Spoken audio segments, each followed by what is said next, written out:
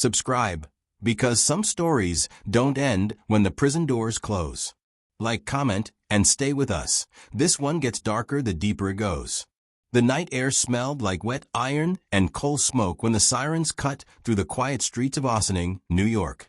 It was 1911, and the Hudson River lay black and unmoving beside Sing Sing prison, its stone walls rising like a fortress built to swallow men whole. A body had been found near the rail yard, stiff, bloodied, and face down in the gravel. Lantern light flickered as officers crouched beside it, their shadows stretching and warping against the tracks. Someone muttered a name. Another man crossed himself. By dawn, the town knew. A robbery had gone wrong. A man was dead. And somewhere nearby, a teenager had vanished. Paul Geidel was 17 years old when his name first echoed through the police station. He was small for his age, with dark hair that fell into his eyes and hands that never seemed to stop shaking. He worked odd jobs, ran errands, kept his head down. No one would have picked him out of a crowd. Until that morning, when officers knocked on the door of a modest home and asked his parents if they'd seen their son. They hadn't. By afternoon, the chase was on. Detectives followed whispers through taverns and train depots, tracking a trail of fear and panic. Someone had seen a boy running near the river. Another claimed he'd boarded a freight car just before sunrise. The town felt like it was holding its breath, waiting for the truth to surface. They found Paul before nightfall. He was hiding in a shed, soaked to the bone, his knuckles split and raw. When they pulled him into the light, he didn't fight. He didn't scream. He just stared at the ground as if the earth itself might swallow him. In his pocket, they found a few dollars, crumpled bills, stained and shaking in his hand. At the station, the questions came fast. Too fast. Who was with you? Why did you run? What happened near the tracks? Paul's answers were quiet, tangled, sometimes contradictory. He said there had been an older man. He said he'd been scared. He said he never meant for anyone to get hurt. The detectives exchanged looks. They'd heard it all before. Within days, the newspapers had their headline, "Teen arrested in brutal robbery murder." The word teen didn't soften the blow, it sharpened it. Readers devoured every line, every rumor, every detail, real or imagined. The story spread beyond Ossining, painting Paul as something monstrous, something broken. The trial moved quickly. Too quickly. The courtroom smelled of old wood and sweat, packed with townspeople hungry for closure. Paul sat beside his attorney, feet dangling above the floor, hands folded tight in his lap. He looked younger there, almost fragile, swallowed by a suit that didn't quite fit. Witnesses spoke. Evidence was laid out. The prosecution painted a picture of greed and violence, of a boy who crossed a line and couldn't come back. The defense tried to slow the tide, to remind the jury of Paul's age, his fear, his lack of history. But the room had already made up its mind. When the verdict came, guilty of second-degree murder, Paul didn't react. He didn't cry. He didn't shout. He just closed his eyes, as if bracing for something he'd known was coming. The sentence followed like a hammer, 20 years to life. Sing Sing prison loomed over him the day he entered, its gates creaking open with a sound that felt final. Inside, the air was heavy with despair and discipline. Men twice his size stared him down as guards marched him through corridors carved from stone. Every step echoed. Every door slammed with a weight that settled deep in his chest. Paul was 17 years old, and his life, whatever it might have been, ended that day. Prison didn't break him all at once. It worked slowly, methodically. Days blurred into weeks, weeks into years. He learned the rules quickly. Speak when spoken to. Keep your eyes down, never show weakness. He grew into the walls, into the routine, into the silence. Outside, the world changed. Inside, time stood still. Letters from home arrived at first, then less often. Friends disappeared. His parents aged and faded. Paul marked the years not by calendars, but by faces that came and went. Men released, men transferred. Men carried out feet first. Decades passed. By the time Paul was eligible for parole, the boy who'd entered Sing Sing was gone.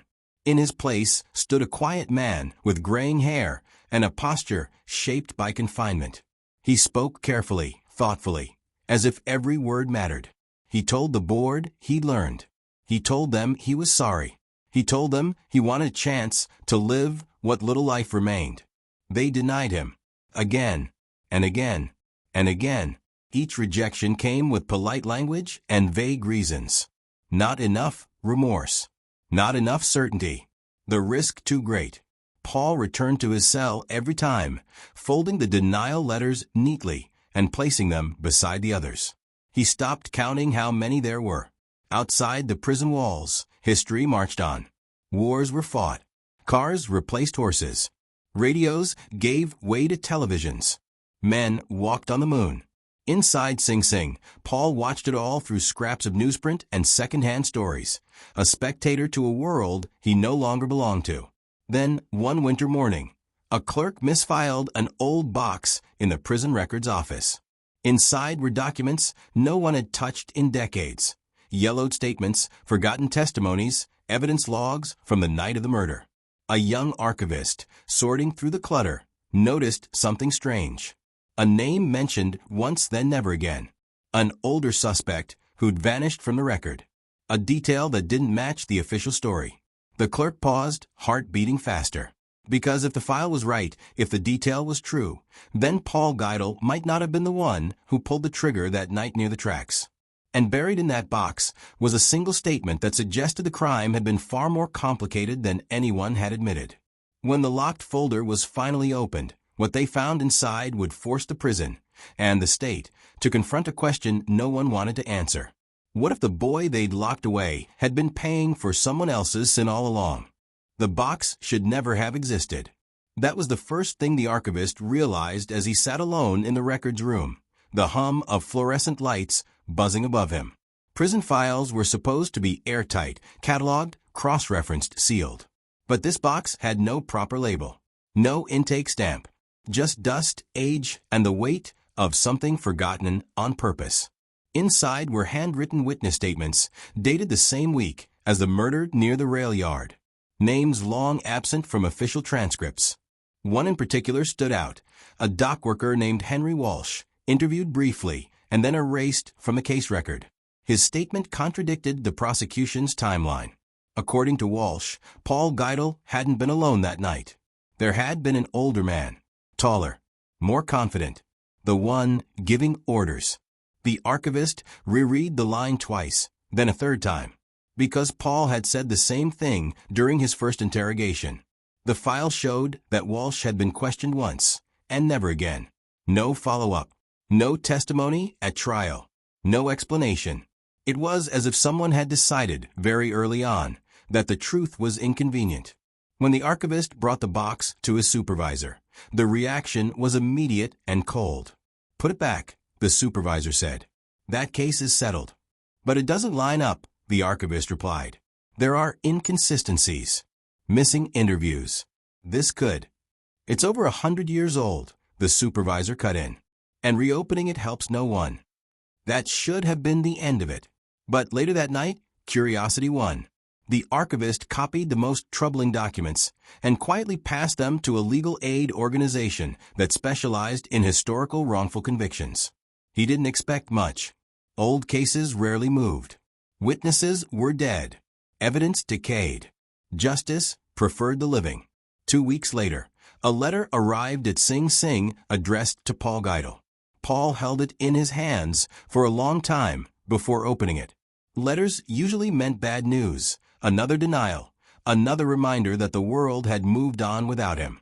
But this one felt different. The paper was heavier. The handwriting unfamiliar. It said someone was reviewing his case. For the first time in decades, Paul felt something he couldn't quite name. Not hope. Hope had burned him too many times. This was sharper, more dangerous. Memory. He remembered the night clearly, even after all these years. The cold. The sound of boots on gravel. The way the older man's voice had cut through his fear, calm and commanding. Paul had followed because he didn't know how not to. Because 17-year-old boys rarely understand consequences until it's too late. He had never denied being there. He had denied being the one in control. As lawyers began digging, resistance followed immediately. Records were missing. Microfilm reels were damaged. Requests for access stalled without explanation. Someone somewhere didn't want this story retold.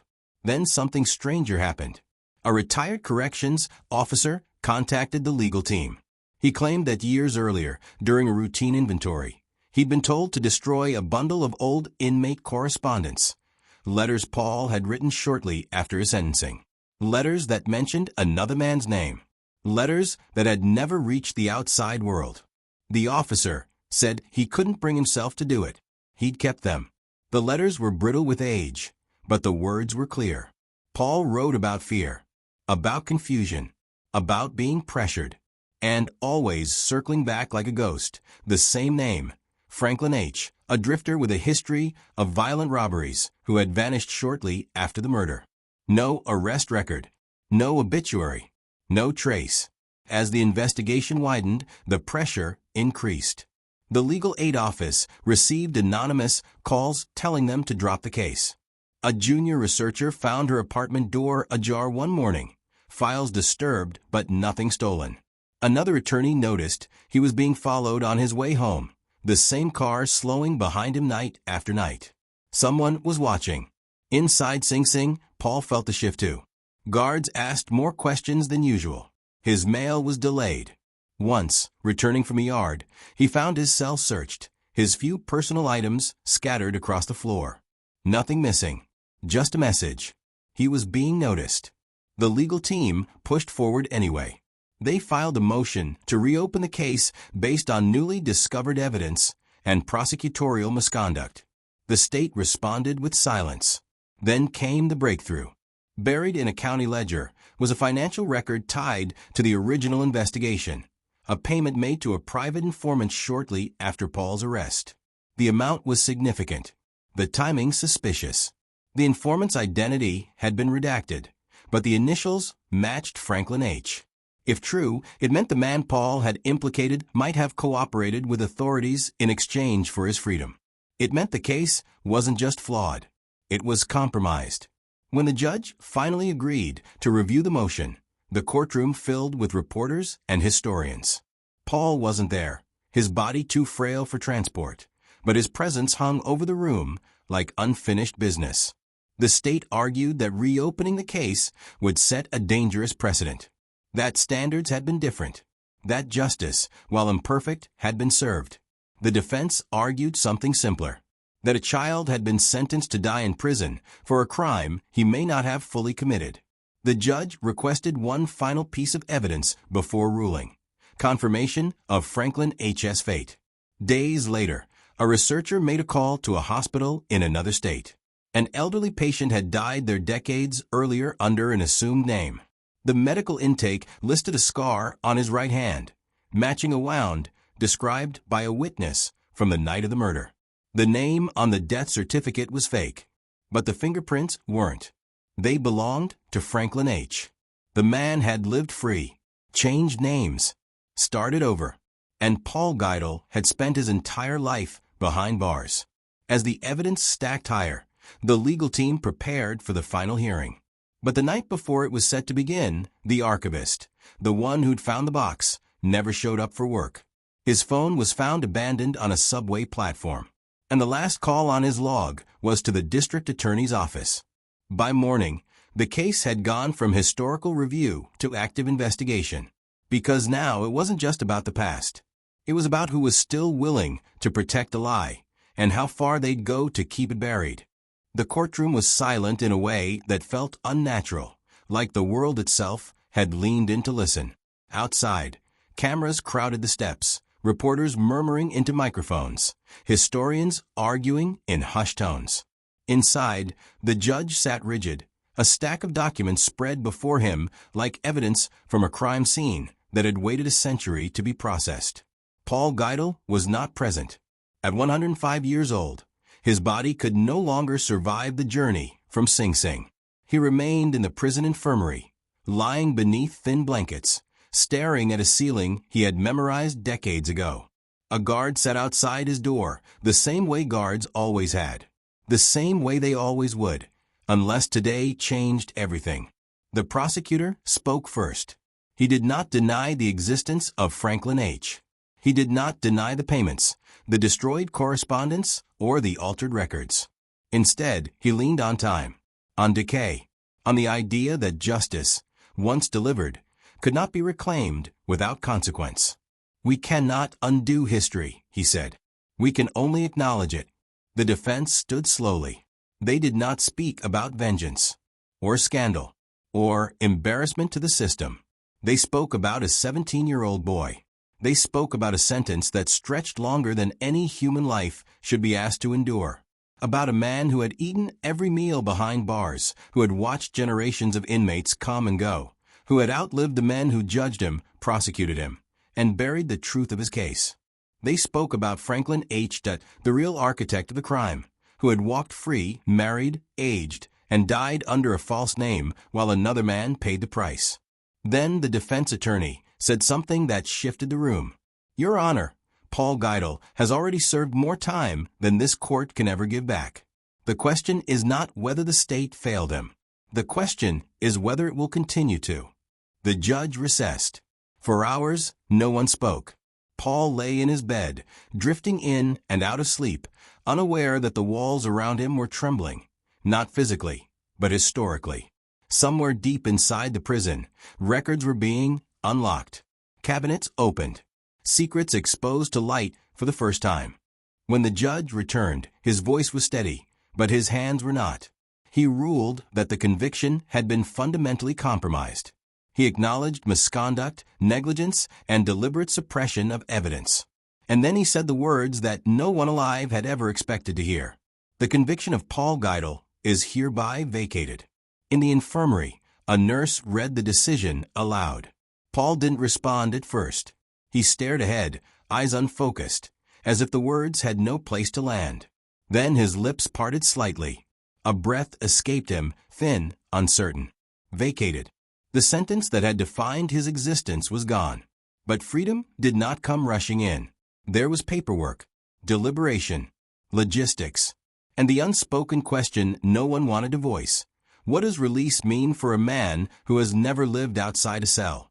Paul never left Sing Sing. 2 days after the ruling, before arrangements could be finalized, Paul Geidel died quietly in his sleep.